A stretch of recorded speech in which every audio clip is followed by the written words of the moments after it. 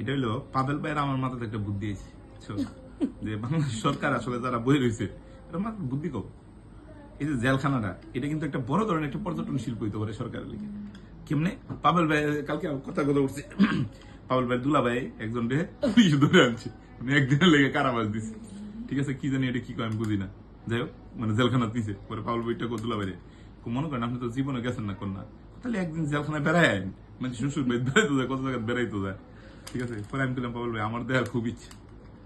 Paul ভাই কইতেছে যে সরকারে আসলে কিন্তু এটা একটা বুকামি করতেছে, এটা পর্যটন শিল্প। কেমন? যে জেলখানা প্যাকেজ থাকবো মানুষের, 1 দিনের 3 দিনের 7 দিনের প্যাকেজ থাকবো। ঠিক আছে, 5 স্টার হোটেলের মতো প্যাকেজ সিস্টেম। মনে করে সংসার জীবনের মতো ইষ্ট হইলে, ঠিক আছে, মনে করে জেলখানার ভিতরে তো মোবাইল নেওয়া যায় না। ঠিক আছে, মোবাইল হেরা তোমার রেখে দিব বলে কাইতে গিয়ে মনে করে বেশি চালায় জামাই সুন্দর টুক করে 3 দিনের